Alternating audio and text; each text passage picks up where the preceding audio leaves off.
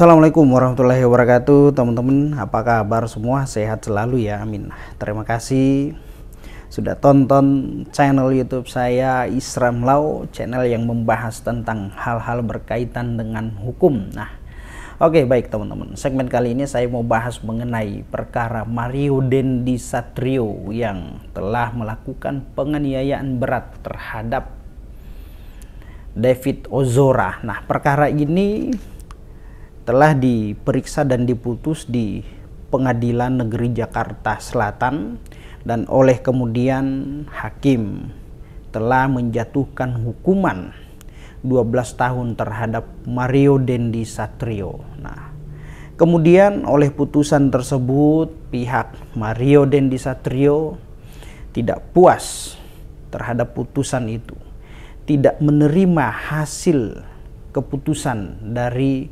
Pengadilan Negeri Jakarta Selatan, sehingga dia lakukan upaya banding ya, upaya banding ke Pengadilan Tinggi DKI Jakarta. Nah, beberapa waktu lalu hakim pada Pengadilan Tinggi Jakarta DKI Jakarta telah menjatuhkan hukuman ya, masih sesuai dengan putusan pada tingkat pertama ya. Jadi Pengadilan Tinggi DKI tetap menjatuhkan hukuman 12 tahun pidana penjara terhadap Mario Dendi Satrio terkait penganiayaan berat terhadap David Ozora. Nah, upaya untuk bebas lepas dari jerat hukum terhadap Mario Dendi Satrio ini masih ada, masih berpotensi, masih berpeluang ya.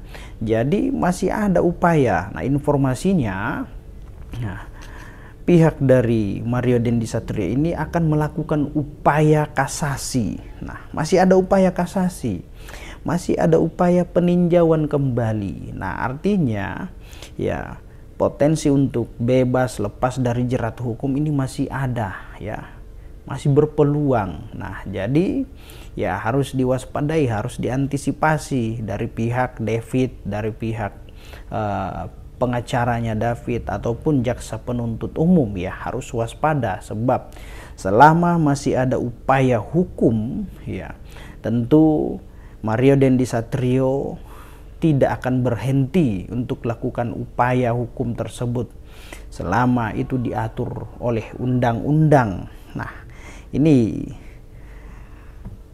masih terbuka peluang bebas ya, masih terbuka peluang untuk lepas dari jerat hukum risprak ataupun juga onslah. Nah, itu teman-teman ya, namanya hak ya, hak untuk mengajukan upaya hukum seperti banding, kasasi, terus kemudian peninjauan kembali ya, itu merupakan hak daripada seorang terdakwa.